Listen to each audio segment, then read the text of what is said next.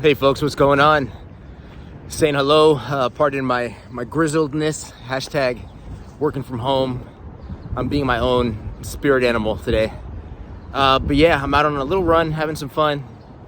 And I'm making this, I think, for anybody who's maybe on the fence about running. Anybody who's thinking about it, anybody who's maybe struggling with it. Here's the thing, I highly encourage you to go for a run. I highly encourage everyone to be a runner. I'm a little biased. I know it's not for everybody. All I can tell you is my running story a little bit. First off, yeah, I ran around as a kid, playing whatever, but when it came down to it, I was basically opposed to running. My father, he ran about 5 miles every single day of his life, as long as I've known him. And so maybe it was in the genes, but I basically avoided running by all means. I used to joke that I avoid running like the plague. And in my mind, it was really my ego, I suppose, and just closed-mindedness. But I was into kettlebells, I was into martial arts. I saw running as something that I guess weak people do, in all honesty. To me, it was a soft form of training when I was trying to be hard. And I couldn't be further from the truth. Obviously, running can be extremely difficult. It's also a staple baseline for martial artists and for athletes. Right now, with that said, again, I basically avoided running. And then I think part of what got me into it was, aside from working with a professional fighter and just seeing how, running is a staple, I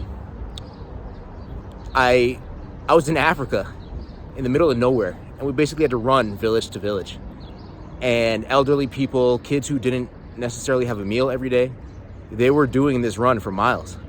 And I'm, some young guy from New York. I was like, 25, whatever at the time.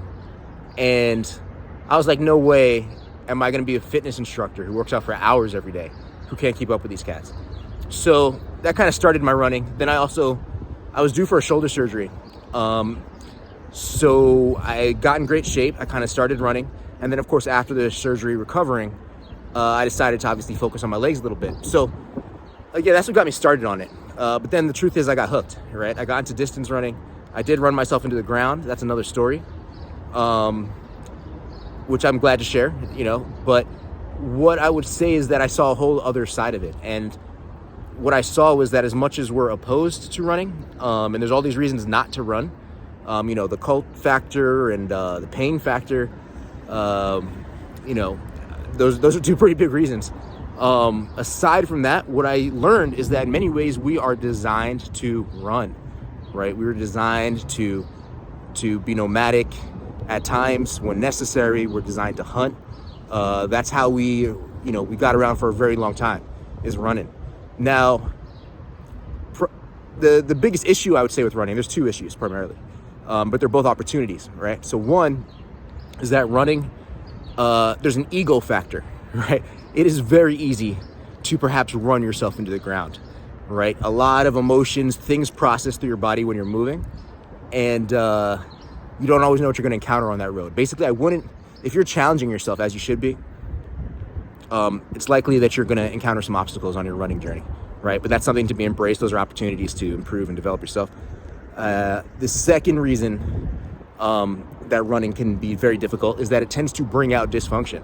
So if you have an imbalance in your body, if you have any traumas stuck in your body, any injuries, the repetitiveness, the pavement pounding, it will tend to exacerbate those issues. But again, there's an opportunity, right? Because it's a two-way street. I'm not just telling my body what to do. I'm also listening to my body and adjusting accordingly. And when your body tells you, hey, there's something going on here, now you have an opportunity to address the issue, right?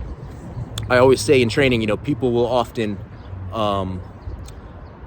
they'll be frustrated by the problems they encounter in training.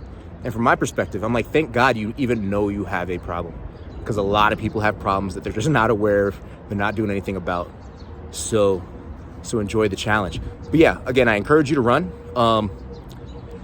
Personally, in my utopia, I know it's not everybody's utopia, but I imagine the entire population being able to run. I imagine it being more part of our social construct. It's a place for people to come together, a place for you to maintain a baseline level of health. And personally, I love the meditative. It's a great place to just think. And I think too much, but it burns off some of that psychic drain that you have when you're overwhelmed with stuff. It just gets things flowing. And also, honestly, it's a great way to just see the world. It changes the pace. It's amazing. Sometimes you can go someplace that's just so slow, and then you just go to a place like New York City and everything's just so fast, you feel like you never get a second. So running is just a great way for me to keep things moving, but soak up the scenery, right? Especially when I travel, it's one of my favorite things to do. Just run on some new land. But yeah, I encourage you guys. I love you. Go for a run. Start small, get a coach, read a book, run around the block, go play basketball, run with your kids, run with the dog, start walking. Have fun. Remember that. If you're not having fun, you're doing it wrong. But I encourage you. See you on the trail. Peace.